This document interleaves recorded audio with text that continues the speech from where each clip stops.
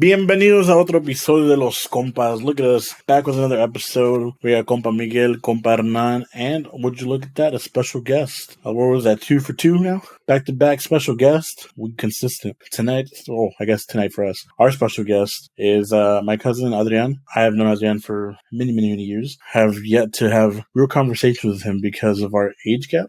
Little background is Adrian is older than me, and he has moved away to a different country a while back. And so during that transition, I was still super young, was never really able to have those conversations with him. And so we just started recently talking again through Instagram and WhatsApp, and he actually found our podcast. And tonight we're going to dive into the world of Adrian and get to know him better for my sake and for your sake. Welcome back, everybody. Welcome, Adrian. Thank you very much. I'm very happy to be here. Thank you. Gracias. Muchas gracias. Yeah, so as my cousin mentioned, yes, my name is Adrian. A little bit about me. I was born actually in Ensenada, Baja California in Mexico. Then moved over to the Central Valley. Grew up in a small little town. Maybe many of you have heard of Los Baños. Was pretty much in the U.S. for most of my life until I moved out here into where I'm currently residing, which is in Malaysia. So I've been here for now about, I think this year will be 15 years that I've been out here. Wow, yeah. So it's been pretty cool. Yeah. You got to come out here, Mo. You guys got to come out here. I know. I'm just mi casa es su casa. Miguel, Moy, Hernan, you guys are welcome out here. It's just like a long bus ride. It's not bad, actually. It's actually not bad. I'm curious. How old are you when you moved out over there? How old are you guys right now? I'm 30. Moy, how old are you, Moy? I'm 28. I'm going to be 29 this year. You'll be 29. So you guys are close in age. All right. And Hernan, how old is Hernan? Hernan, he just turned 30. So I was what? I'm 94. Hernan's 93. Miguel's 92. So, dude, I was like in junior high at that time. Yeah. So there is quite a bit of an age difference between us. When I came out here, I was 30 years old. So I was about your guys' age when I moved out, when I made the move to come out here. Yeah. So there is a very significant age gap. I mean, through what I was going through at my life at that age, finishing high school and university and moving out here, you were still young, right? You still hadn't gone through a lot of life experiences, So, of course, it was kind of difficult to connect. Yeah, because what year did you graduate of high school? 96. Yeah, I was only 2 years old. Yeah. Okay. So there's a significant difference there. Yeah. So it's true. Yeah. I mean, every time we had, get-togethers with the family, the older kids were kind of hanging out with the older kids, and the younger kids were kind of hanging out with the younger kids. And Moy at that time was part of the younger kids, So, like you said, it was kind of we didn't have a lot in common at that time, I guess, Yeah, I mean, I was that kid that was just like Nintendo 64 is my favorite thing, and that's all I want to do. Didn't you also play an instrument? Or play. Yeah, so I did play an instrument. I played an instrument from 5th grade all the way to senior year in high school. I started off with the violin. That's right. I started off, by 5th grade to freshman year, I did violin, and then I transferred over to the stand-up bass. That was my sophomore, junior, and senior year. And so, no way! I didn't know you got into that. That's awesome, bro. Are you still doing that or not anymore? No, so I stopped when I went to college because in high school it was cool. It was easy and cool because like you could just take it. But like going into college, it's like if I wanted to continue music, like that was like either I had to somewhat focus in it or pay extra pretty much just to take a class. Yeah, of course. So at that point, I was like, well, I don't really want to put money into it if I'm not going to pursue a career or anything in the music industry. But you never hooked up with other. I can still read it. You never hooked up with other musicians? Nah, I really wanted to grab a guitar and learn guitar because I know you. I remember growing up, like you and your dad would always play guitar. Yeah. And that was also really cool for me. And then also like the piano, just because I just think they're really cool. But I just haven't. It's more like just Decidia that I haven't done it. Yeah. But I do want to. Like I said, I can still remember how to read music. At this point, it would just take me longer to process it. But I think after a few weeks or months into it, I could probably be fluent in it again. That's cool, man. Yeah, so it was a while. Like you're saying, there was a big age gap between us. So now we kind of got through the technology, been able to reconnect and kind of catch up, and we're doing that little by little, which I think is a good use of this technology. So I was very excited to see you guys doing this, and I was like, oh, this would be a good time for us to chat some more, and maybe something I have to share will resonate with somebody else, and we could just talk about what's so different, because it's the way I'm living my life is so very different than what our culture kind of brings in, expects us to be or how to be. And so we can talk about that. So, I mean, you kind of briefly touched on it, how like you were you were our age, I guess. I mean, I wouldn't say super young because I don't consider myself young anymore. But you were still, I think in the beginnings of, I guess, seeing where you were going to be in life, like what you were going to do. So the fact that like you took that leap to like not just, it's not just moving across the country or moving to a different state. Like you just flat out later US of A. Peace. Yes. And deuces. And then like what? How long is that flight? So the coming from San Francisco here, it's longer than going back because something about the wind. The wind, you get the draft. Okay. You're going up against the draft or whatever. So it's about total time that includes a layover. I would say maybe about 23 hours, and that's with a short layover. Because it's usually about maybe 17 or 18 hours from San Francisco to Hong Kong. And then Hong Kong, you do maybe, I was lucky. I think it was like a 2-hour layover. So basically you land, you get off the plane, you get in line, you get back on the plane. The way everything processes in 2 hours, you're back on the plane. And then another maybe 4 or 5 hours to Kuala Lumpur, where the international airport is here. Yeah. So it's quite a long flight, but it's like anything else. When I came, I was very excited to come. It's something that I wanted to do. It was in my bones. I wanted to be out here. So it was, I enjoyed it. For me, it was just an awesome journey. I didn't have to come. I didn't come with anybody. It was just myself. So I didn't have to worry about, taking care of anybody else. It was just me. So that just made it more exciting for me. And the experience was just very, very, very amazing in coming out here. But the airlines today are so equipped for long distance flying, even if you got, just economy class, I remember having I think it was Cathay Pacific, and you got like your own screen with video games and movies and everything. So just sleep and play games, watch movies, and the next thing you know, you're here, so it wasn't so bad. It wasn't so bad. I don't know, man. Those 4-hour flights to Michoacan, they suck. Granted, the airlines to Mexico suck. So I think to your point, it is for, further travel. Yeah, they're better equipped versus, of course, again, like these, like when we go to Mexico, it's like, it's cool, not having to drive for like a day or so. Yeah. But like, it just sucks being so like crammed in there. Because like at the end of the day, it's a business, man. It's a business to them. It's like, how many people can we put in here and get over there, Yeah. So. No, it's a different setup. The seats are different. It's a bigger plane. It's not. I mean, if it was a small plane like that, it would be miserable. No, these are bigger planes. Yeah. So then I might just hop onto a flight then one day. Yeah, man, it would be great. I've always been super curious. Like I said, ever since I was younger, and again, the words were just Adrian moved, and it's like, where to? Malaysia. Yeah, exactly. Where's that? Where is that? Exactly. And then you look even for me, like, man. Oh wow! Like I don't know what that is. Yeah, even when I first started learning about this place out here, and I was talking to at this time, my wife was not my wife at that time. She was telling me about this place, and I was like, she's like, yeah, I'm from Malaysia, and I was like, oh, Malaysia, yeah, absolutely. And she's like, you know where that is? Like, yeah. And then she's like, over there by Thailand and Singapore. And I'm like, yeah, of course. I had no idea where it was. In my brain, I didn't. But I was like, yeah, of course. Yeah, sure. Absolutely. I had no idea what it was like or the weather or anything. I had nothing, no premeditative, any conception at all in my mind about what it was like. It wasn't until, you do a little bit of internet research and you kind of find out what it's like. But it wasn't until I came out here. Before I moved, I came out here for about a month. And I wanted to stay to see if this is a place that I can see myself living in, considering it's a completely different country, completely different landscape, language, sounds.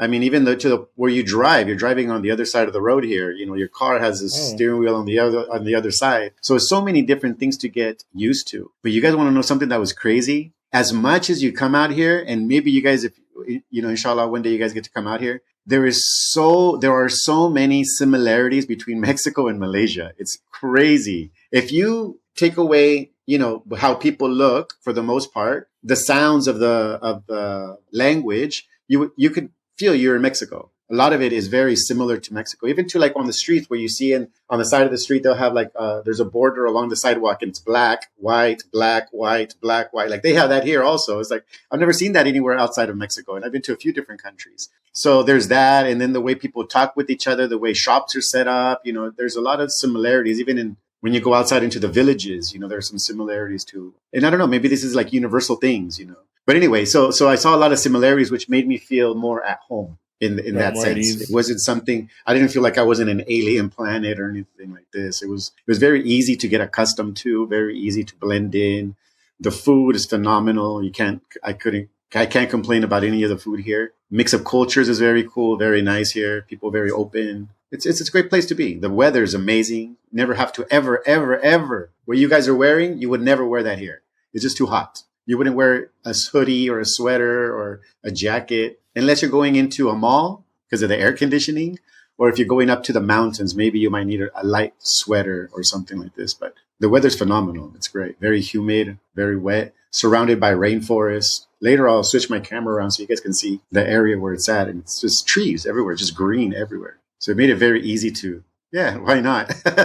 We don't have any cold winters like you guys just got over right now, where the trees just lose all their leaves. You never see that you don't see that here at all. So it was pretty cool. It was very easy to kind of fall in love with the culture. And of course, at that time, too, I was all la la land in my brain, too, wanting to come out here and be with my current, who is my wife now. I had so much room for growth, both, religiously and physically and spiritually, just kind of going through that, because where you guys are, it's a very fascinating age because you're really kind of coming into your own and you take the experience that you've had. And hopefully if you have a good brain, you can start to focus on, okay, this is where I'm kind of gearing. This is how I kind of want to live my life. These are the kind of people I want to have in my life, and, not put so much energy and focus on things that don't matter in the world. And you kind of be more centered and more focused. And I think this was kind of like a good place for me to be in that aspect, because one of the things that I hope we talk about is just the religion aspect of it too, and how that has guided my life in a very different way than I think I would have been if I would have stayed in California. Not that it's better or anything like this and anything like that, but just how it's different. It's very different. Yeah. And it kind of goes against the grain of our family in many ways. Yeah, I have a quick question. I want to know if there's a difference in terms of like habits that you had when you lived in the States here in California that were like constant habits that you had. Do you see that has changed ever since you moved to Malaysia, or do you essentially develop different habits over there? Well, I think, definitely habits are helped, shaped by your environment that you're in, and also has to do obviously the way your relationship to the environment and how that plays out. I think my life was a bit chaotic before I came out here, when I was still living in the US, because a lot of it had to do with my job. I went to university to I became a bachelor's in psychology, and then I got a master's in school counseling and marriage, family, and child counseling. So I was doing a lot of really heavy duty therapy with families and children that had gone through some really terrible things, as far as different types of abuse that they have been going through. So my life I felt very, very stressed at that time. So I'm sure I didn't have the healthiest habits, at that time also, because I was still younger than you guys, going through all of this stuff and trying to deal my professional life with my personal life, and just trying to find my way in the field like that. For me personally, was very, very heavy. So when I came to Malaysia, it almost feels like there was a weight just lifted off my shoulders. Like it was very, very surreal, very peaceful, very calming, in the sense that those issues that I had in my day-to-day life with my work obviously were now non-existent. And I was able to then kind of what's left of me, kind of build it up, focus on what I need to work on to be better, I guess, because at this point now I'm here, I'm married. I got I have a partner, I have my wife that we're, starting a life together and building on that. So of course things changed, but they didn't change right away. We still, when I first got here, I still had very much of a Western ideology and a Western thinking, and getting so upset of why people here were not like people back home, and why certain things didn't work the same way, and processes in certain industries were so much slower here than there. And what's wrong with these people, So that took a while to really be able to deal with better. And it made me kind of more humble, I guess, and kind of recognizing oh, dude, what are you doing? You're in somebody else's country. You should be bending over backwards for them. It shouldn't be them bending over backwards for you. You got to adapt to where you are, So it kind of humbled me in many ways, in the way I thought and the way I looked at other people. But still, it's not easy, because one of the things that I had back home was I loved to drive. That was a habit that I loved. I really loved to drive. I would just go out in the middle of the night, just go for drives. I used to commute from Los Baños to Gilroy, or go to Sacramento, different place, Fresno. So I loved long drives in the U.S. Yeah. That's something that I hate to do here in Malaysia. I don't like to drive because the drivers here are crazy. It's insane. It's nuts. Is it like less regulations kind of thing over there? Or? I always tell my wife this. I always tell, Malaysia has laws, but these laws are more like guidelines. They're not really hardcore laws, They're not enforced. Yeah, that's kind of the problem, because you expect people to kind of follow as you would if the laws were enforced. But many times you see people doing illegal things on the road in front of a cop, and the cop doesn't do anything about it. But that's still, even with that, it's still a pretty great place to be, and knowing that you don't have to worry, you can do a California stop. You can just kind of roll and go on the stop sign. Because it makes sense. It makes sense. Like, why do I have to wait for the light to turn when I see clearly there's nobody else around here? I need to get going. There's that, okay la. There's like that attitude in Malaysia. Like, there's always, you hear a lot of people here speak at the end of a sentence, they'll say la. La is kind of like, it's very common. Like, okay la, you want to go? Okay la, no problem la. It's like just going with the flow, nothing too strong or serious in that sense. So I like that. I appreciate that. But coming hardwired from a country, especially like in America and California, where laws are so strict, and if you don't pay your insurance, your insurance rate go up and blah, blah, blah, the stuff. You don't pay tickets, your insurance rate goes up. Here, if you don't pay tickets, you actually get a discount so that they want to encourage people to pay their tickets on time. So let's say you go 5 months without paying a parking ticket. They'll say, okay. If you come in before the 6th month, we'll give you a discount on the current tickets that you have. So it's a different incentive process as opposed to, you're late on paying a ticket, so your insurance rates go up or your points go up or whatever the case is. It's a different attitude, I guess, a different feel, which, yeah, of course, it's a different country. It's a different culture. It's a different way of thinking, and it's a different lifestyle. Malaysia, Kuala Lumpur is a very modern city. It would be like you're going to LA or New York. It's very modern. But what I noticed when I first arrived here 15 years ago is that there was a lot of modern conveniences, but there was still a lot of old mentality thinking. So when you come into a place that you expect it to be at the level that you see internationally, but the mentality is still very local and they don't match up, it's very like, oh, okay, this is where a lot of you start seeing that people have to catch up to their surroundings. Malaysia just blew up very, very quickly in a very short amount of time in the 80s and 90s. So that's just something that, you just kind of have to be aware of and just kind of take in, and it's part of life, and you kind of learn to take a step back and look at the big picture and kind of, okay, how can I navigate through this in the best possible way? But so sorry, long answer to this, but habits, yes, they definitely have changed. They have to. It's a different pace. It's a different lifestyle. I remember back home, it's just like, dude, you're just living by the clock, always on the clock, always live. I got to commute. It's 2 hours, work 8, 9 hours, 10 hours in some cases. That's already half your day. You got another 8 hours to sleep, even less, depending on what time you go to bed. You have little free time.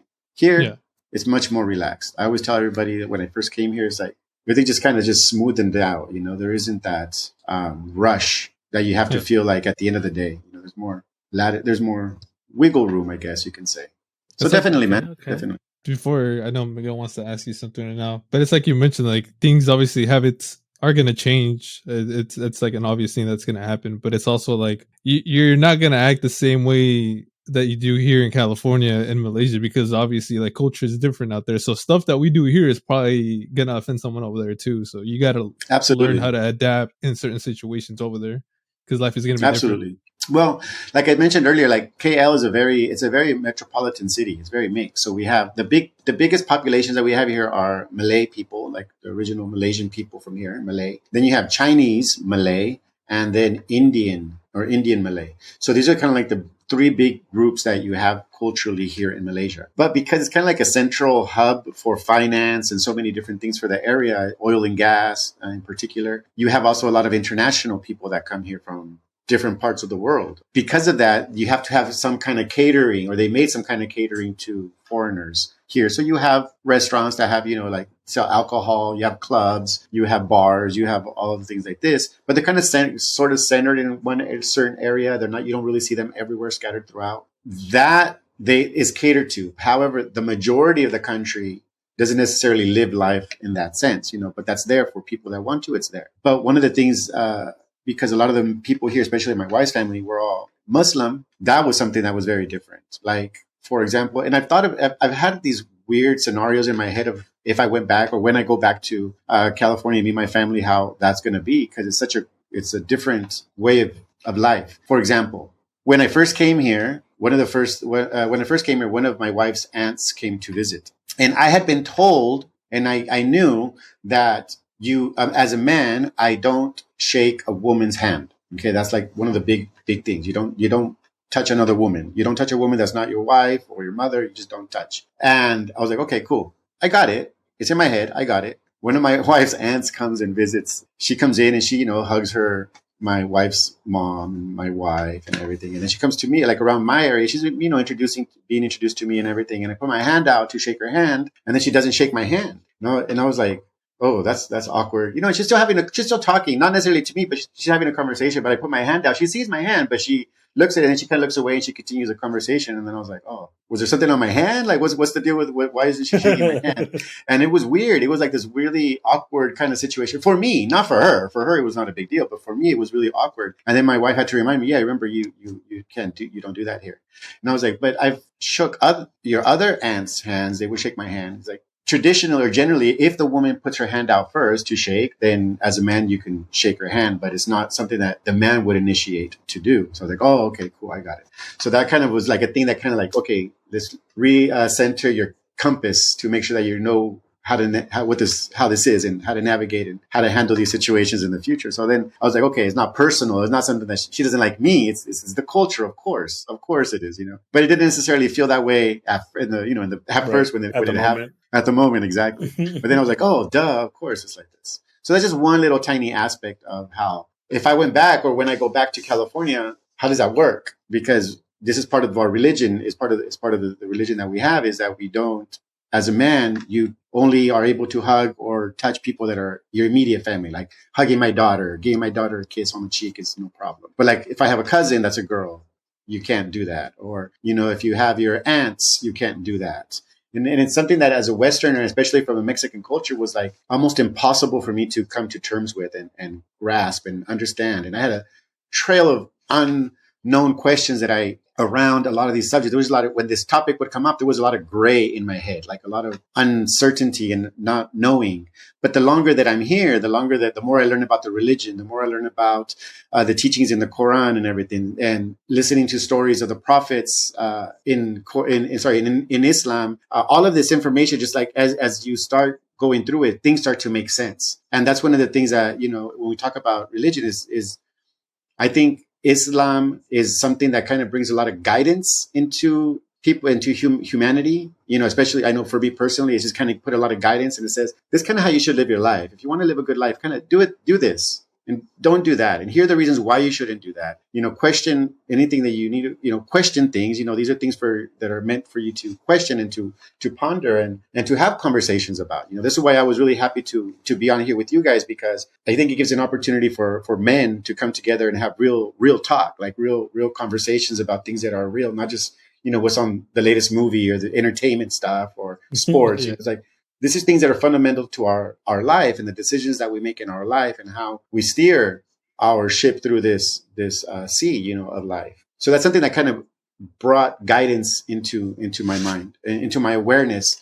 So with this whole touching women thing and why that's the case. And we see it as like such a small little thing to shake someone's hand, but it actually has deeper implications, when you really take a step back and look at it, and how we just try to avoid anything that's going to derail us from being on a straight path and having the respect for another human being, whether it's a man or a woman, and knowing our relationship with God. So anyway, yeah, we could talk a little bit more about that too. But there were a lot of things that definitely... Yeah, that's crazy because, like you said, like our culture, like everywhere you go, it's like saluda, tu tia, tu tío. You have to say hi to everyone, say bye to everyone, and it's not just... You can't just be like, hey, what's up? It's like, no, go shake their hand, give them a hug, give them a kiss. Yes. It's like, that's so crazy. It's literally being on the two opposite ends of the spectrum. So yeah, so I wonder, like, if I go back, see my family back there again, my cousins and aunts and everything, that's the inclination they're going to have, is want to come and hug. And at that point, like, what do I do? They're like, hey, stop, or whatever. It's like, it's just something that I ponder in my head, I think about from time to time. That's crazy. Without that scenario. But yeah, Miguel, did you have anything? Oh man, I have a lot of things. I'm trying to choose one question that I'm trying to phrase this to.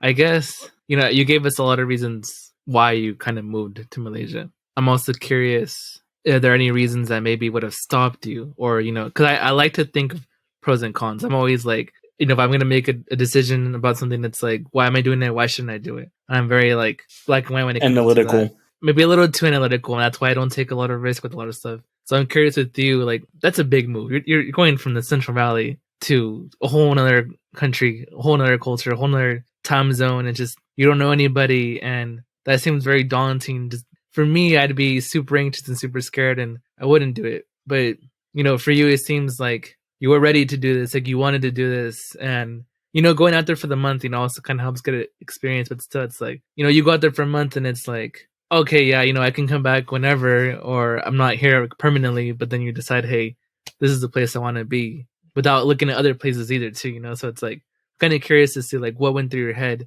for reasons not to move over there. Also, please use this time to help us convince Miguel to move out of his parents' house, because I feel like this is gonna be the advice that helps him move out. All right. It was a very one of the easiest decisions I've ever made in my life. Knowing how heavy this was on my family back home in California. And Moy, how, at least growing up, how united the whole family was, and the gatherings and everybody being together. It was a very close-knit family in many ways. And just departing from that, like you said, Miguel, just departing from that and leaving that, not behind, but just saying, okay, I'm going to do something different. It was not as conscious as that. It was not as, okay, this is what I'm going through and I'm making a list and pros and cons. I didn't really go through that, because the biggest catalyst for me, the biggest motivation in this was my wife. It's when you meet that someone that it makes life so much easier. There's no drama. There's no BS. We're on the same boat. We're partners. We're on the same team. Life was just so effortless. Conversations with her were so effortless. And I said, I can't imagine not being with anybody else. And if you're in Malaysia, she just happened to be that she's from Malaysia. If she would have been in Russia, I would have gone to Russia. She would have been from Japan, I would have moved to Japan. It just happened to be that we're in this little paradise over here in Malaysia. So that just overshadowed any doubt that I had, because I knew something inside of me just said, as long as we're together, we're going to be okay. Whatever it is, I'm going to be okay. I had that much backing from her that we're in this together. It's not like I'm going to come out here, because there's the thing. Yeah. What if I go out there and then, a couple months where we get into it and we break up or whatever the case, I'm sure maybe a remnants of that possibility played out in my head, but it wasn't strong enough for me to use it as something to weigh heavily on my decision to come here, because I was like, if I'm going to go, it's because we're going to make it work, not because I'm going to test it out and maybe I'll come back. It's like, no, this is it. I'm choosing this. This is what I'm doing. Any fear or any uncertainty that I had, just like I said, just weighed nothing in comparison to the connection and the relationship that I had with my wife then, and how it's continued to grow. It's been one of the best decisions I think I've made in my life. So it was that I had that. Other people maybe don't have that, so just to move to another country just like that. Well, what's your drive? What's your purpose? What's the reason for it? Maybe some people for work, some people for just change of scenery, change of lifestyle, just want to go all in and do it. For any fear that you have, that anybody has, you can't be guided by fear.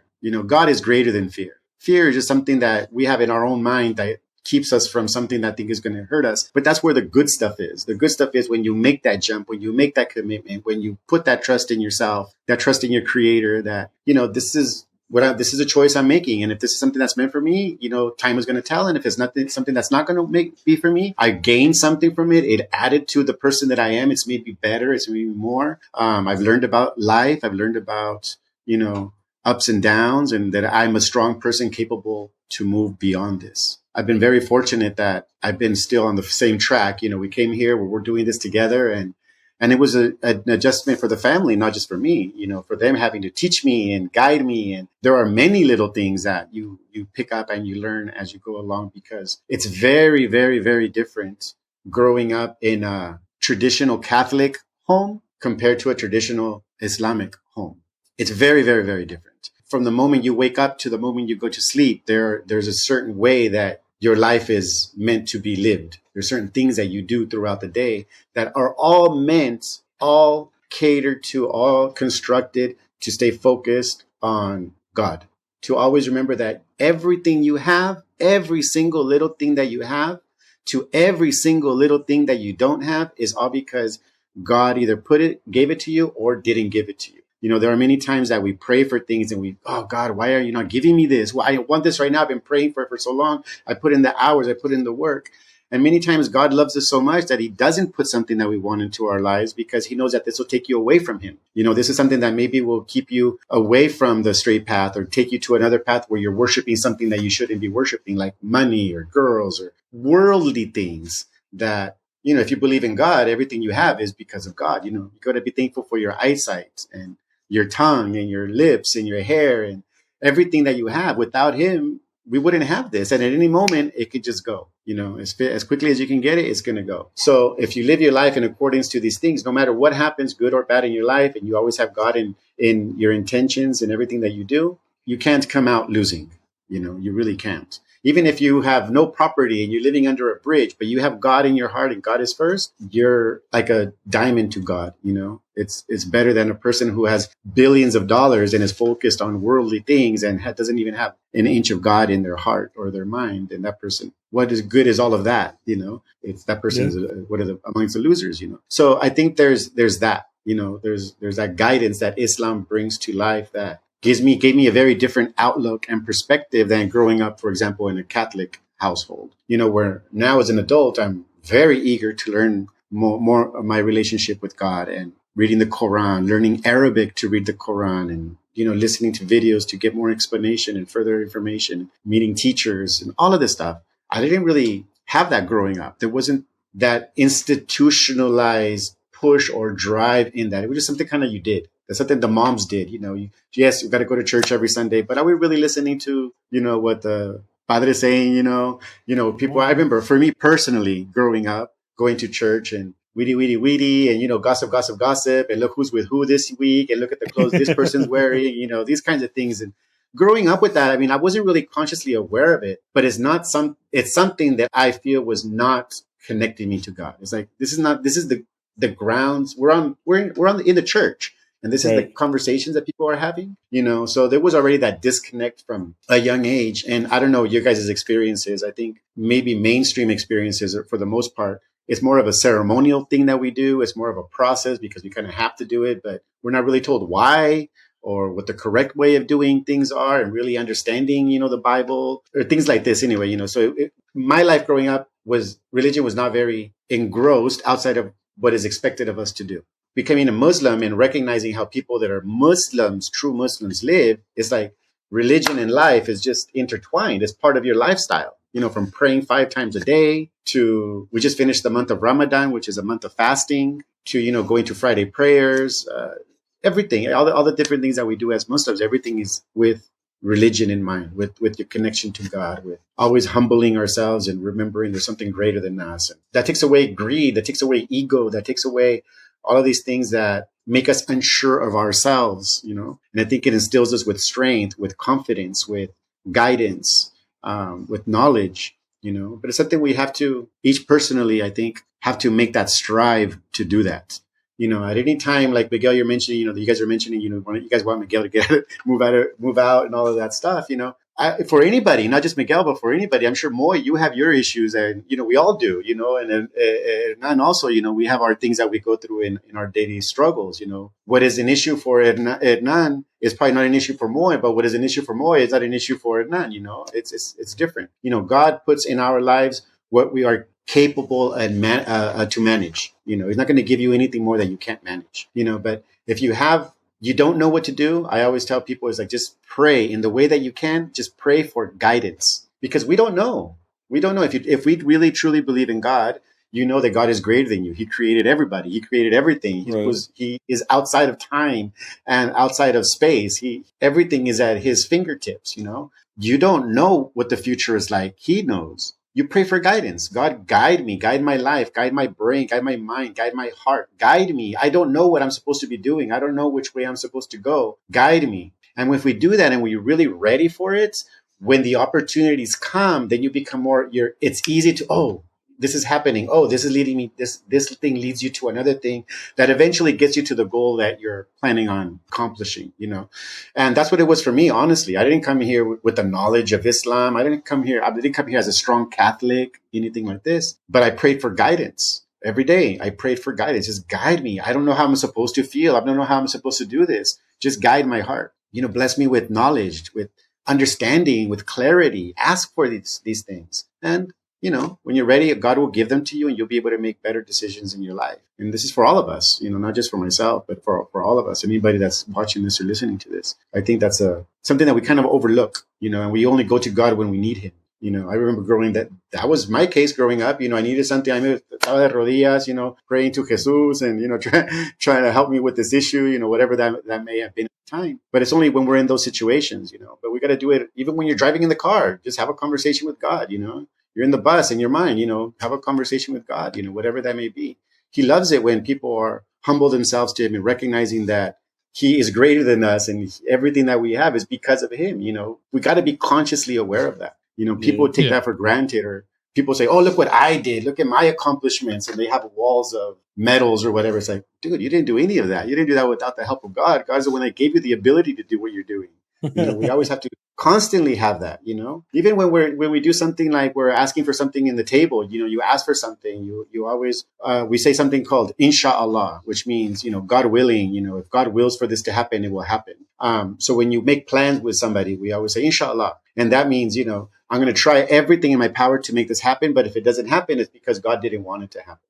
And we always say and it also means we're doing this. I'm putting my effort, my energy into doing this. But only God knows if he's going to let me even live long enough to do this thing that I'm trying to do. So it's always in the vocabulary and the grammar and when we're speaking, it's everything always goes back to God. We say Allah. Allah is the Arabic word for God. And it's always centered around that. But so many people forget that. Even Muslims, you come here and I see some people that are Muslim, and in my dumb head, sometimes they're like, oh, these people are not very good Muslims. Look at what they're doing, or look how they're talking, or look how they're being. Everybody's on their own journey. And it's very different going into a religion as an adult, as opposed to being raised in a religion from a young age, from birth. It's a different outlook. It's a different experience. And I see that with my daughter sometimes, for her, there's a lot of things that she takes for granted that my experience being as a Catholic and then later on into a Muslim, I can recognize certain things that she cannot, so it's a good learning opportunity for having learning conversations in our house, with my daughter or my wife or myself, where we question and we ask, why does this happen? I don't know. Let's look it up. And we'll find other people that are talking about it or other teachers that are talking about it. And that's where that guidance comes from. You have a question. And today we have the whole world in our hands. These phones we're connected more than when I was in high school, when I was in even elementary school, we had to go to the library to get information. You had to talk to somebody who knew somebody who did this, Now it's just in the click of a button, you got all the world's information in your hands. So to be ignorant at this point is just a choice. But we got to ask for that guidance, because we're all ignorant to a certain point. But walking willfully through life ignorant is definitely not the way to go. You want to be aware, because your actions affect everybody. Things that, just like this simple conversation that we're having, maybe will affect you guys or somebody who's listening, or even myself. I will learn something from this that I wasn't aware of, So it's a constant road of learning. No, I see that. Like you mentioned how, and I think we talked about this in a podcast episode a while back. Growing up, it was just routine. Yeah. It's Sundays, it was just a routine to do. And I can say it to at this point, I was never fully religious in the aspect of the way my mom is. And but that's just because my grandma instilled that on her, and then she took that and went with it. Whereas for me, it was more like a chore. And that's what it felt like all at all times, a chore. Whereas, growing up now, even told Miguel and I, my girlfriend, she's Christian. So even that, it's under the Christianity thing. Her views and my views are completely different. Her church and my church are completely different. Yeah. And so we've had those talks, which is really cool. Like you said, the fact that you're willing to have that conversation and have those conversations, which a lot of people aren't willing to. That's true. They're scared of having them, which at the end of the day, Absolutely. It's you're not trying to change someone's style. You're not trying to change someone's point of view. It's just this is what I see. This is what you see. And that's it. I'm not trying to convert anyone. I'm not trying to change anything. It's just we have different in a sense, glasses put on. I see the world this way, you see the world this way. It's those conversations, and again, the fact that you're willing to have those conversations that I think really do help us become better in any aspect of life. I feel like growing up, you just kind of get the life thrown at you left and right. You believe this, and you grow up with this idea and this ideology and this lifestyle and what you see every day and what you hear every day and the lingo, like culture in your environment just gets bombarded on you your entire life. And then at some point, I kind of had all this stuff on me, and then I had to turn around and look at it and say, why do I believe this? Where does this come from? And that's huge. When you challenge the narrative that has been passed down to you for generation after generation, family after family, relative after relative, where everybody's doing the same thing, I asked a lot in my brain, not necessarily that I was having these conversations with people, but for myself, spiritually, I would always, why do we do this? Why do we practice this thing that we practice? For the longest time, for myself, it was always Christmas and Easter. These are the two biggest holidays that we have as in Catholic or Christian religions. And yet the way that they're practiced is so opposite of what the religion actually teaches you. And they're two very different concepts. Challenging that because they're so ingrained. They're so ingrained the way that we, look forward to Christmas, and, you change your entire life during December and January to go visit your family in Mexico. Your family's coming to visit you. You make time at, this is like such a heavy time. It's a big time where families come together, right? And you have these ceremonies that you do and these rituals that you do and these events that you go to. And I've always questioned those things. I was like, why? Why do we do that? Especially after growing up and getting some information when you go to college and you take different classes and they say how Jesus wasn't even born in December. And if it was supposed to be, we're starting the year from year 0 to 2023, where we are now, is supposed to be when Jesus was born, then why was he in December, not in January? And it was still in the middle. I mean, we're not finished with December. So it honestly just didn't make sense. There was a lot of questions. It wasn't logical. A lot of it wasn't logical, but I didn't have anybody to have that conversation with. It wasn't like I had an internet like we do now where we can just research it on something or get, ask somebody. We just didn't have it. But these are questions that were constantly, I was battling in my mind. The same thing with Easter. What the heck do Easter bunnies or bunnies and chocolate have to do with the resurrection of Jesus' death and resurrection of Jesus Christ? I didn't get, and how easily people will just do it and will not question it and just kind of go through with it and expects it to be something, and they so invested in it as part of their cultural identity or even religious identity that they don't question it because this is who they are. And there's a problem with that because we have to question it. So when I came out of my 20s, my mid to late 30s, I started really hardcore questioning a lot of this. And I think to some extent, I took a lot of courage because I started finding out a lot of fallacies in my life, and just really coming to terms as to where does that come from? Where does this original thought or practice come from? And why are we still doing it today? And then ultimately, is this what God truly wants us to be doing and living life like this? And I think that it says a lot. It speaks volumes for the religion because, we say in Islam, don't judge Islam by the way Muslims behave. Judge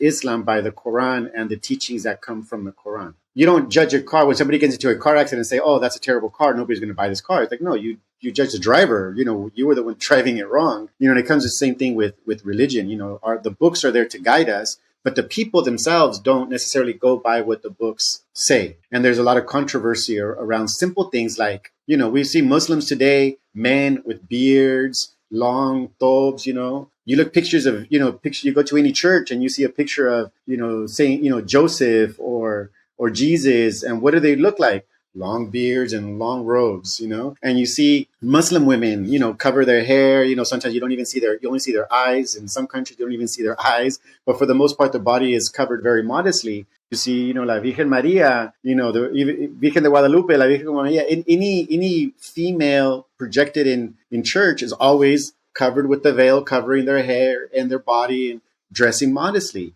Seeing that huge disconnect of when you see women especially going into the church and they're wearing spaghetti straps and low-cut dresses and stuff like that, it's like, that's something to really think about. And why is there such a disconnect from how you're supposed to? God tells you, live your life this way, be this way, but people today don't want to do that. So they become like modern Christians or modern Catholics or whatever the case is, which is not really a Christian or Catholic, you know. And if you look at a lot of the way that Muslims live and the way Muslims pray is very similar to the way Jesus, you know, lived his life and the way he looked and the way he prayed. You know, even in the Bible, three or four different passages that talk about different prophets that when they pray, they put their head on the ground. And when you see Muslims today praying, we put our heads on the ground. This is not something new. This is something that people don't do. Or maybe they're just not aware of it because they don't have conversations like this. And they're afraid to challenge because, you know, we're so very entwined with how people see us and our beliefs about ourselves that it'll mess up our ego if we are even a little bit wrong. You know, I think I briefly went through one of your guys' videos where you guys are talking about, you know, when we make a mistake, can we own up to this mistake and how do we deal with that? And the best way overall, when you make a mistake is own it, acknowledge it. You know, that's the only way you're going to move on and grow. Otherwise, we're just putting a Band-Aid over something that doesn't need to be there. You know, it's going to make us a better person when we challenge ourselves and we question ourselves why we believe certain things, why we act the way we do. You know, I did that for myself constantly. I would even journal. I did that for many years where I would just journal at the end of the day, just any thought, any feeling that I had, just keeping journals.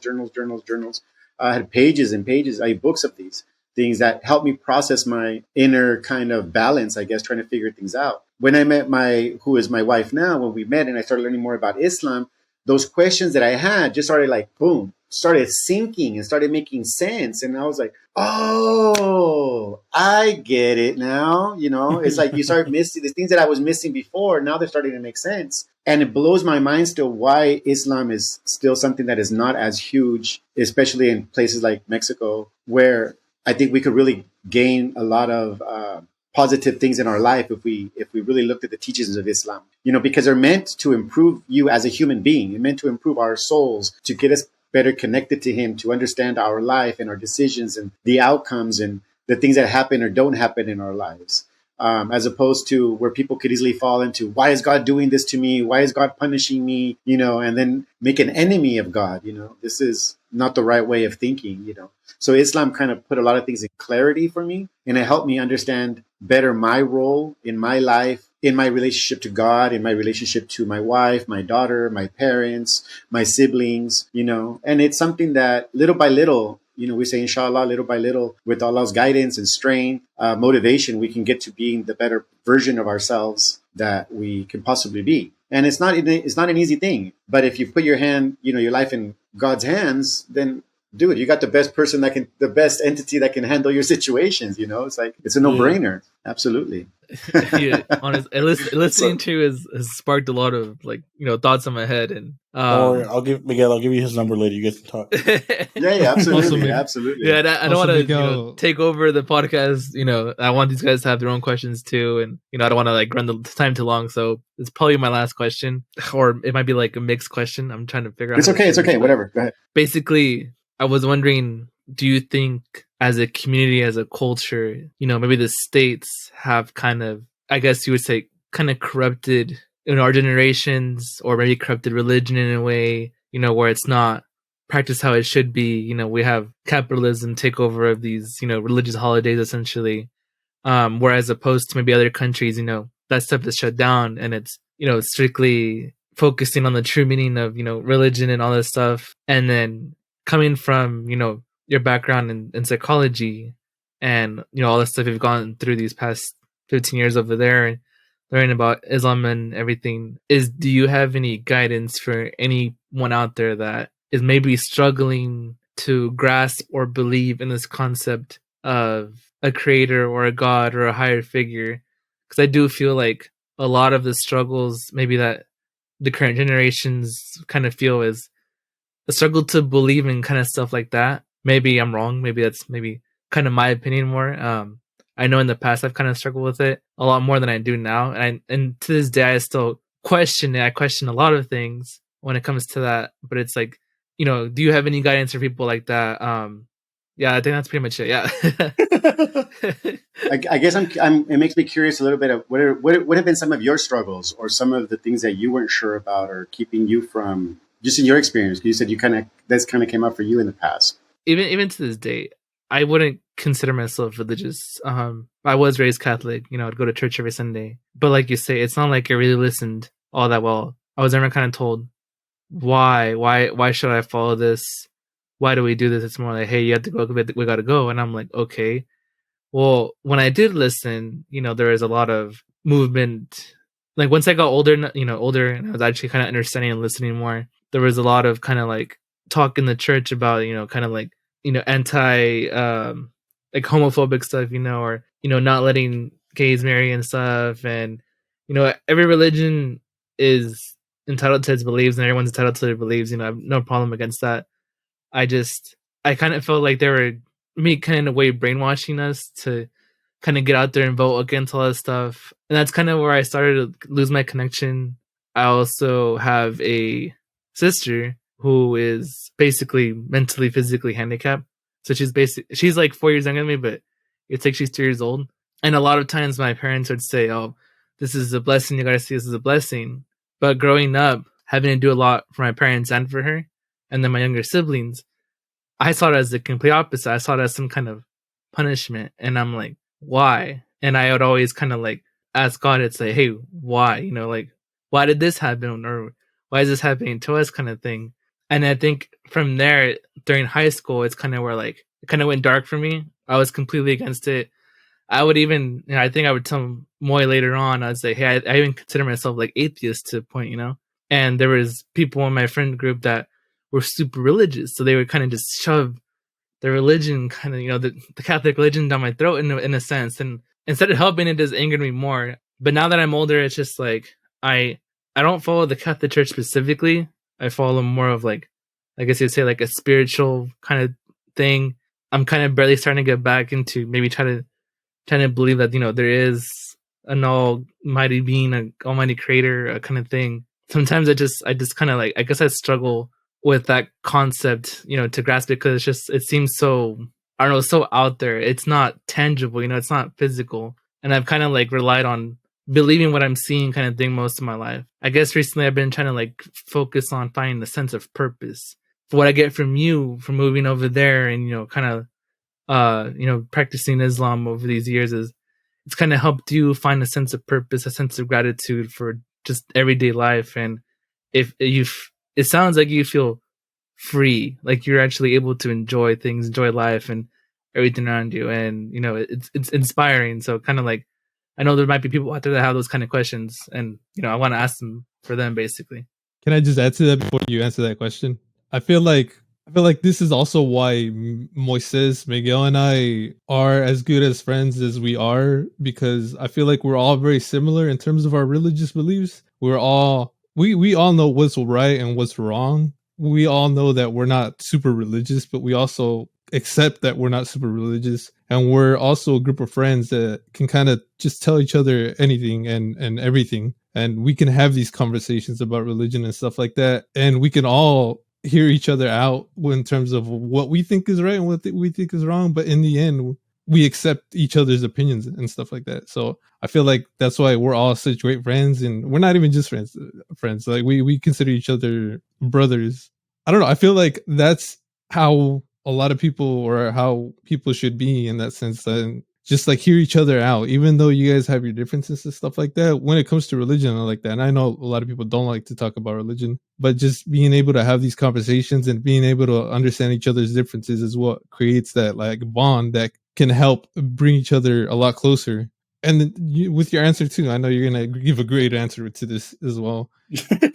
People, I feel like I hope this episode just like helps people understand that like it's okay to have differences as long as you guys can get together and just discuss these things, There are many ways to go about this. There are, of course, like you mentioned, Miguel, there's a lot of people that maybe at some point you were also wondering, is God even real? Does he even exist? One of the things that you learn when you read the Quran, or when you start to learn and get information about the Quran, in the Quran, it actually tells you that he wants you to go out into the world. He wants you to question things. He says, ponder about things, he wants you to ponder about the skies. Think about the stars, think about the clouds, think about the trees and every leaf that falls and every cell that makes up a leaf, and just the intricacies that are required for something as simple in our minds as a plant to exist, but how intricate and how impossible it would be for us to even come close to making something like this, that outside of being cloned. right? It's not difficult. It wasn't difficult for me to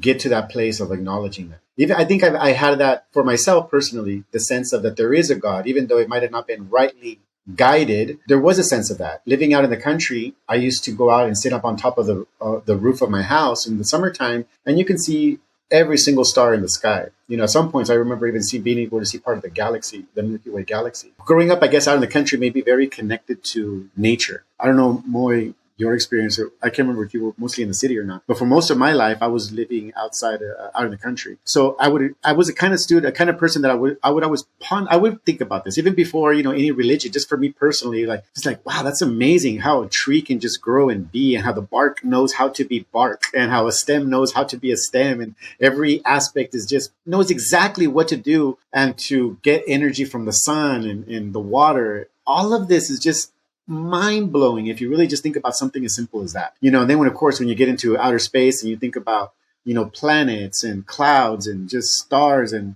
how we're able to see that and what all that comes, there is no other alternative in my brain to this had to have been created by somebody or something. You know, we look at our phones and we're like, man, look at what my phone can do. You know, I can, you know, my camera is upgraded. I got so many pixels now, and look at the video quality and all these different things. Yeah. Something as complicated as a phone was also designed by somebody. Somebody designed specifically for when you push this button, it's going to do this, and this component is going to transfer this bit of information. Everything is programmed in your phone, a computer, or a laptop. And somebody made that. We are much more complicated beings, infinitely much more complicated beings than a telephone or a cell phone. Clearly something much more complicated and awesome and amazing and more powerful in us definitely created us. You know, it's the inability, I think, for many people to take a step back. In my journey of understanding, trying to get better, just happenstance knowledge that I've come across over the years, I got a really good outlook when I had somebody mention, you know, like I had told you guys earlier, it's like God is outside of time. He sees past, present, future. He sees it all at the same time. For him, he can zoom in, zoom out. Anything that he wishes to do, he can do it. Somebody said, you know, I think it's in the Quran, there's not one single leaf on a tree that moves that God doesn't know about it. So somebody that knows you better than yourself, you know, he's closer to you than your jugular vein. You know, so that when you look at all these miracles of life, it's like, of course there's a creator. Of course somebody made me. Of course.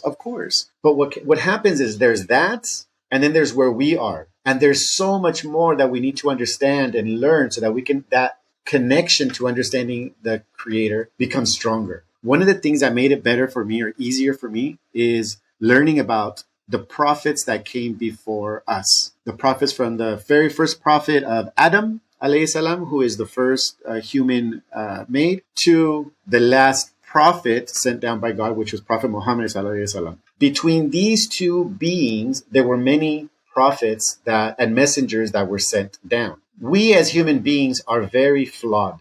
We're not perfect. We were not made to be perfect. We were made to have with free will, which gives us the ability to decide what to do. A decision is put in front of us and we decide, do we want to do it, not do it, or do something else? How we want to do it, it's all completely 100% up to us. No other animal really, I mean, of course, animals are wild and they make decisions like that, but not at the complicated level that we do. We as human beings are flawed in this way. Humanity's history is also flawed.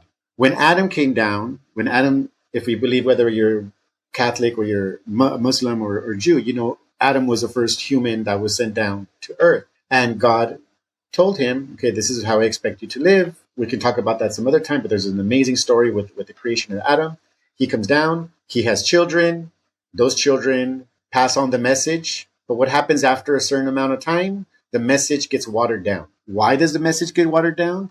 Because if you believe in God, you also have to believe in the devil. As much as God created the devil has a clear purpose on this earth. And I think what you were mentioning, Miguel, a lot of it right now is, yes, part of it is a big spiritual war happening in the world. And this is not like a conspiracy thing. Like if you just look at the news and you look at what's happening around the world right now, things are kind of crazy right now. Things are kind of out of whack. So if you believe that there's a God, you got to believe that there's a devil. The devil on this earth was given free reign to do whatever he wanted to anybody he wanted to.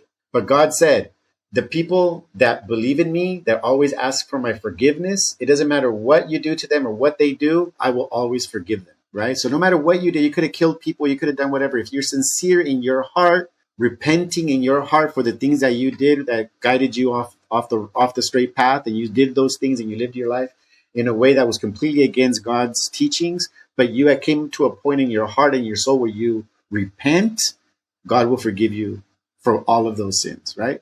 So even though the devil was given free reign to come and attack us, Allah put a lot of back doors in there for us to be able to still be saved. And that's a whole other conversation. So from the first man, the devil has been working against what God knows is in mankind, right? And it's always to be connected to God. So he comes in trying to distract us from that, right? And that's what we see a lot of in the world today. We see a lot of distractions. We see a lot of entertainment and music and drugs and politics and things that are meant to divide everybody left and right. All of that is, of course, it's going to happen because we didn't come to this earth to live like we're in heaven. Otherwise, we would be in heaven, right? So we're all here on this planet to be tested. And that is the test of going back and remembering that we came from God, and to God we're going to return. In the meteor, there's this thing called the devil that's trying to take us away from that path and remembering God and having a good relationship with God. He has done this since the beginning of time to humanity. So what does God do? Let me send you a prophet. Let me send you a messenger to remind humanity, to remind a group of people, there is one God, worship one God. You know, we're from him we came, from him we're going to go. He sends down the book that was sent down to the Jewish people at that time.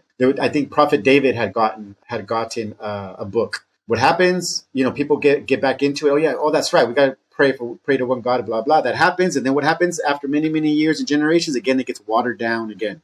So God sends another messenger, another prophet. You know, over and over throughout the time as we see it as time. He sends down messengers. He sends down prophets to remind us of this thing that the devil is trying to get us to forget. So he sends down the Bible with Jesus, with Isa alayhi salam, sends the Bible down with him to remind people, you know, we came from God, we're going to go back to God, worship the one and only true God, you know, goes back to that same thing. And what happens again, if you have any knowledge of history at all whatsoever, you would know that the Bible has been changed infinitely number of times from the time of the original Gospels until the Bibles that we have today. There are well over 100 different versions of Bibles, right? There's like New King James or King James, New King James, American Standard, you know, so many in Spanish and different languages. And they're all a little bit different. The language is a little bit different. Some things have been taken out. We know the Vatican has scrolls and books of things that were taken out of the original gospel, right? So there's already a lot of a lot of these things that are happening where I'm playing this thing called life without the complete set of rules on how to live this thing called life, because mankind used it as control, as power in the Middle Ages. People couldn't own Bibles. People couldn't read Bibles for themselves. People couldn't let alone read. Literacy was so low. Education was so low that you want to go through God. Do you want to get to heaven? You got to go through the church. So the church imposed rules and laws. And of course, it became flawed, right? Because that's not the reason for religion. So then what does God do? Boom. Again, 1400 years ago, sends the last prophet Muhammad sallallahu alaihi wasallam, with the miracle of the Quran. And since that time until now, not one single letter has been changed from the Quran. It's been in its original text from that time until today.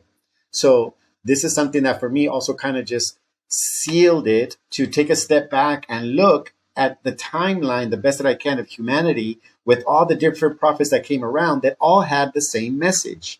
Yet we as individuals get so into, well, my religion says this, your religion says that. My religion is the only religion, yours wrong. And then you have the same attitude where my religion is the only right religion and your religion is wrong. And then we're pointing fingers at each other. This is all part of the plan. This is all part of the devil's plan, is to keep us divided and arguing over things, as opposed to coming together and recognizing, holy cow, there are actually a lot of things much more in common that we need to be aware of.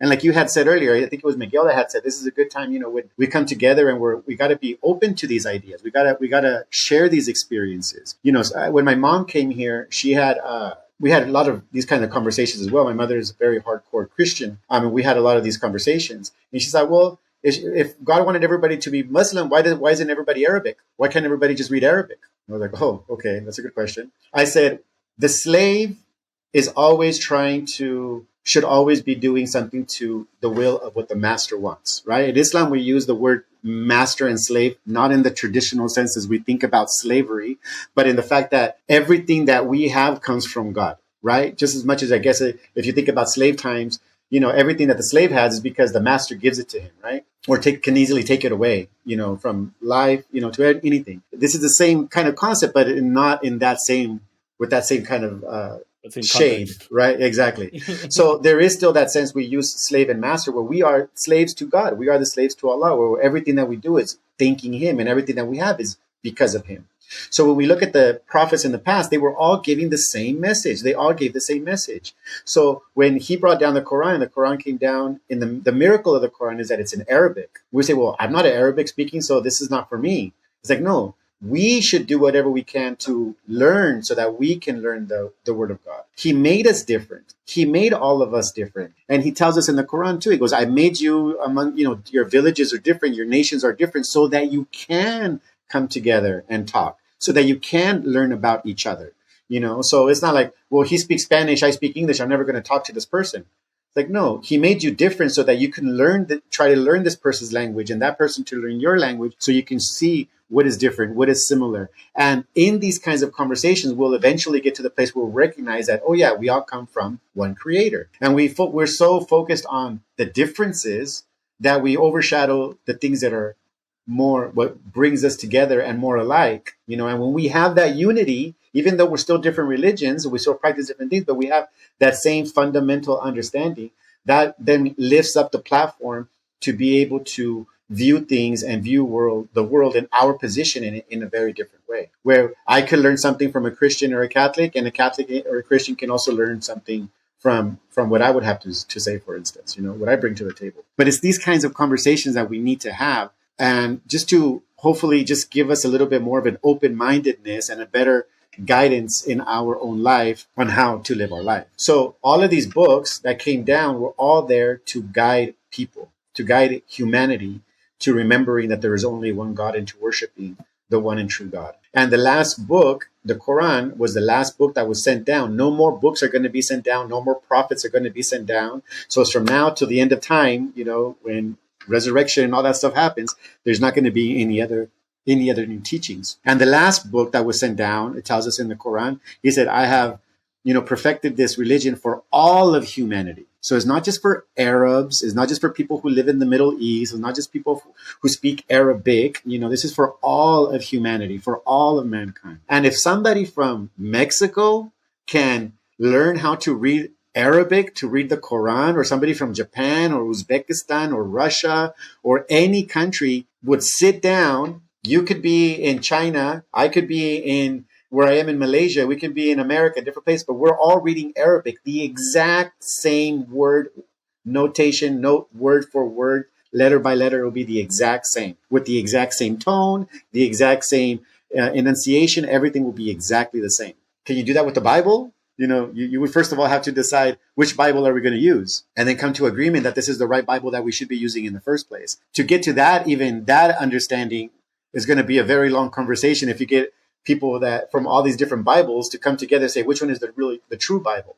Well, everybody believes their Bible is the true Bible, but Quran, there's only one, and everybody knows that everybody believes in the Quran, and something that's amazing about it too, is that even though it's in Arabic and it's about 600 and something pages long, millions of people around the world, talking about tens of millions of people around the world, have memorized it today, have memorized the entire complete book, where if we lost the book, let's say today, all of the Qurans in all of the world would just disappear just like that. I think before the day is over, we would have already a complete Quran, because so many people have memorized it word for word that it would be easy just to write it down and have it all scribed down and have a Quran all over again. Can we do that with the Bible? Insane. Right? We can't. These are the kinds of things that started coming into my view, that started recognizing, oh my God, of course there's a God. Of course. And this is what He's been doing from the history of mankind until today, is guiding us to to get to know Him better, to have a better relationship with Him. It's just like anything else.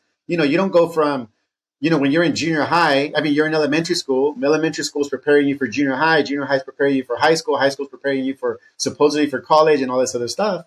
It's the same thing with these books that came down. One book came down to prepare you to get ready for the next book. The next book is ready there to prepare you for the ultimate thing. You don't have a child who's 5 years old and then the next year they go to university. That's not going to happen because they have all this preparation they need to do. They need to know before they get into university, right? So it's kind of the same thing with us. From the early, if you think about early humanity to us now, the experiences of early humans to experiences that we have now, it's a world of a difference. So these books have always come down to guide us and to recenter us and to bring us back onto the straight path. I gained a lot from taking that perspective and just take a step back and look at the whole picture instead of just my own circle, my own bubble of what I know. We've got to take a step back and look at the world for what it is and our relationship to our Creator in this world that He provided for us. We're all put in this world. That's kind of what you were talking about at night. We're kind of put in this world too, and you, Miguel, too, to be tested. So these things like with your sister, I don't know your sister, and may God bless her and make it easy for you and your family. A lot of these things happen to us. Maybe somebody gets into an accident. Oh, I lost my arm or I lost my leg, and and we always wonder why did God do this to me? And to the point where, there's taking a burden on me financially or my life, my love life, or whatever it may be. We're humans. We're going through this human experience. It goes through that, but we don't, if you don't know that these things are in your life to test you. Every hardship and every ease come into our life to test us. Well, what does that mean, to test us?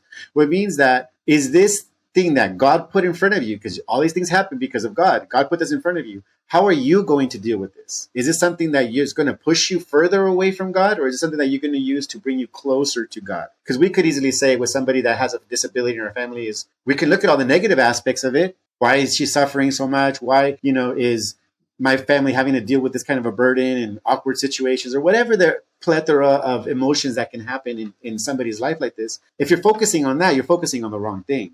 We should be focusing on, I'm grateful I have a little sister or older sister. I can't remember if you said she was older or younger than you. Alhamdulillah that we had that. We say Alhamdulillah is the thanks, praise to God that's happening to us.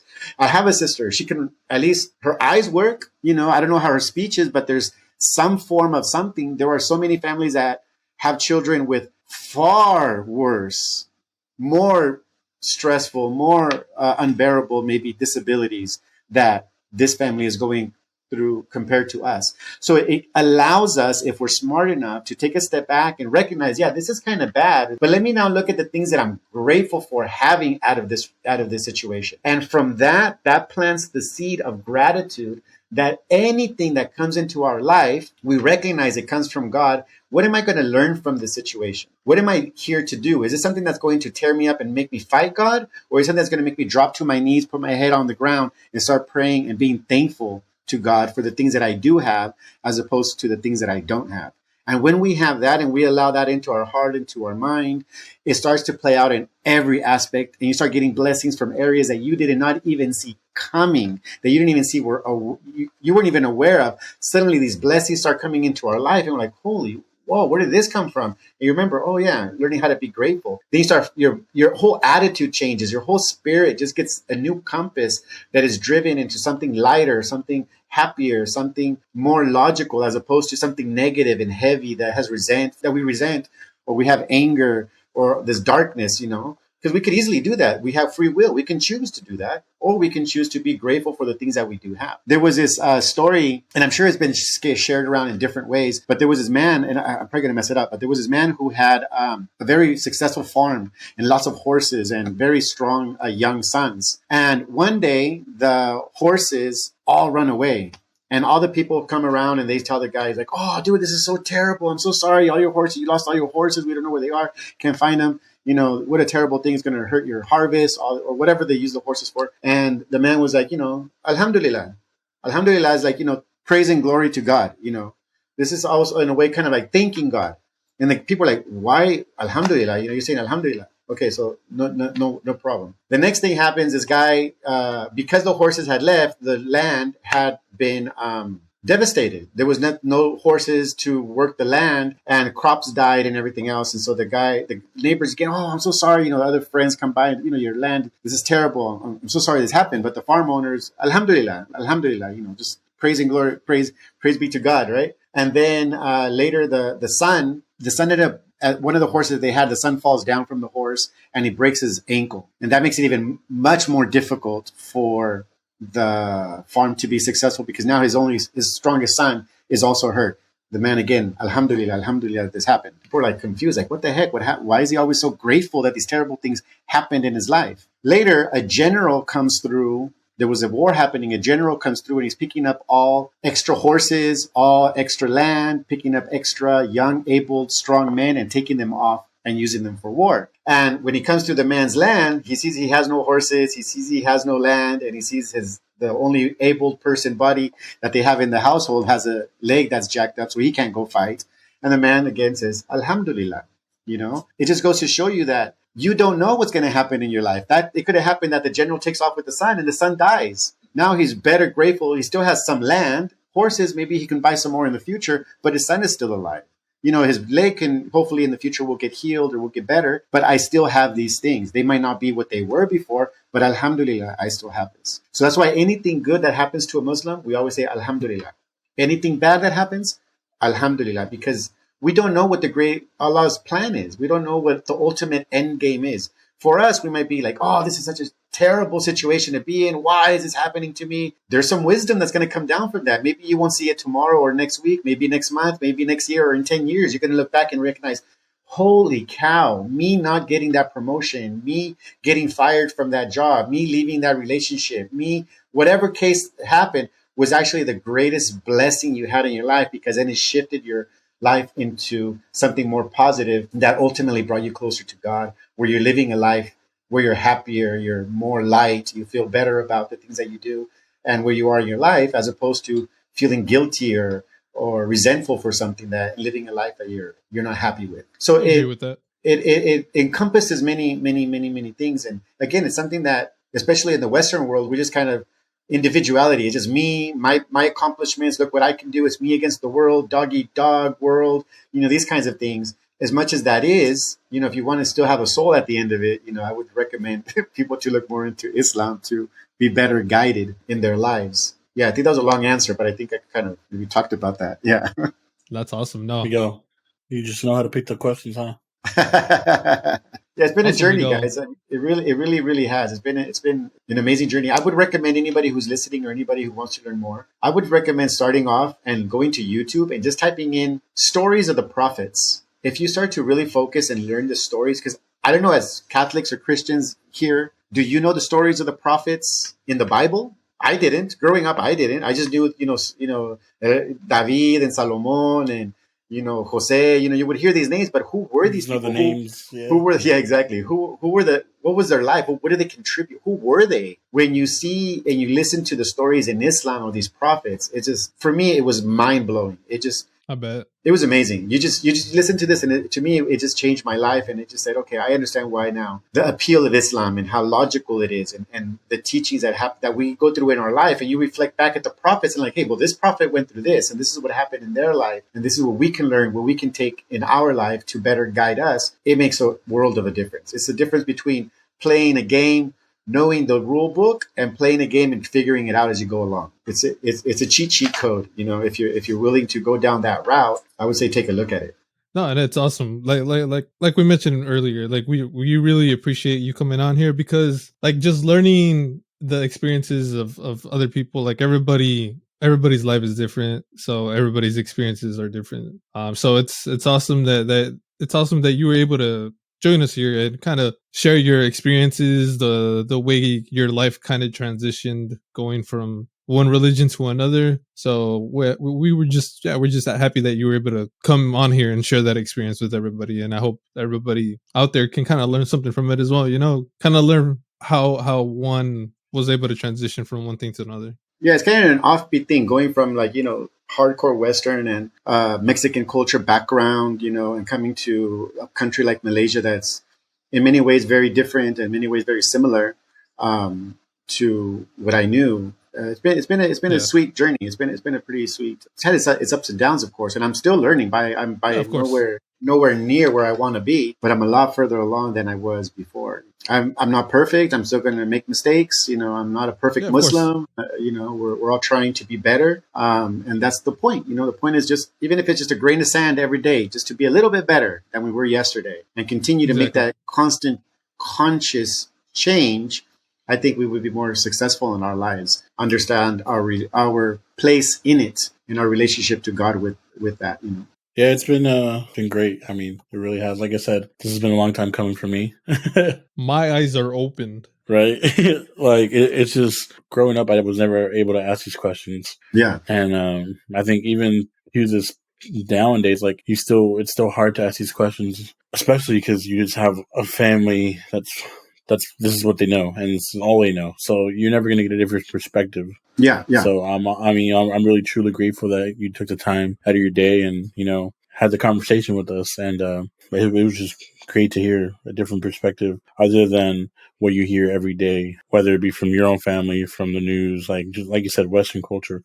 So giving us that open sight of how things are, done in Malaysia and how you're doing your life, kudos to you. And, like you said, you're not perfect. None of us are. But the fact that I believe we're all truly, at the end of the day, we all truly aspire to be better humans in one way or another. And I think that's awesome. So thank you. I really do appreciate it. No, thank you. Thank you guys for having me on here. It's been a pleasure. If you have anything left to add before you go do a deep dive into like the internet or something. Well, I've already been doing that, man. No, I appreciate having this conversation with you.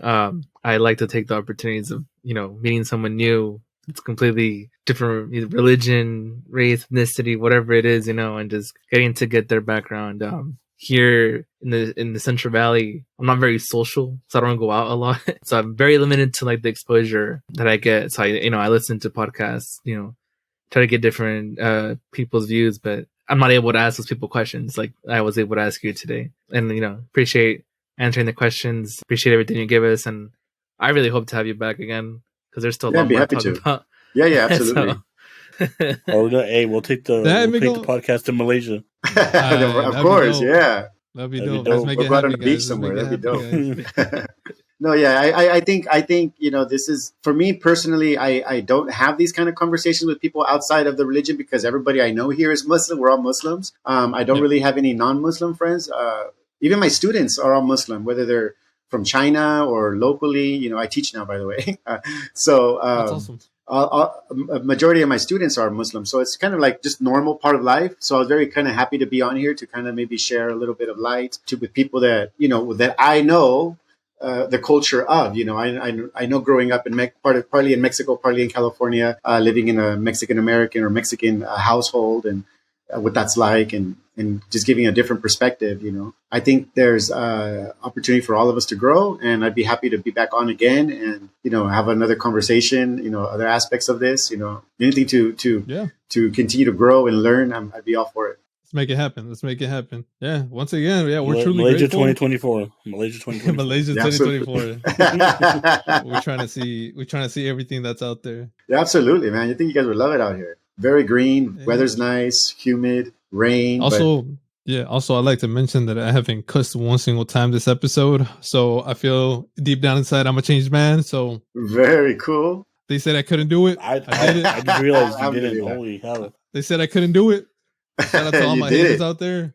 I didn't say that for one single time. Hey. That's what's up, man. That's what's up. Little changes. But no, thank you to everyone that was listening to today's episode. We truly appreciate everyone that listens. We hear the comments. We try to comment with anyone that comments us. We see the DMs. Like, please, just any questions you guys have. If you guys have any questions for my cousin, feel free to DM. We'll forward it. Yeah, send us a DM. We'll hit him up. Maybe, like I said, we'll get him back on here and answer some more questions that the audience has. Truly thankful for today's episode. Anything else you guys want to add, guys? Yeah, it's like Miguel has mentioned it one time. Hey, we're a versatile podcast. Sometimes it's all about fun and jokes. Sometimes it's a little bit more serious. So we like to have all types of people come onto the podcast and kind of share their stories. So yeah, just once again, thank you for coming. It was a pleasure having you, and it was awesome knowing your story, knowing your adventure. So we appreciate it.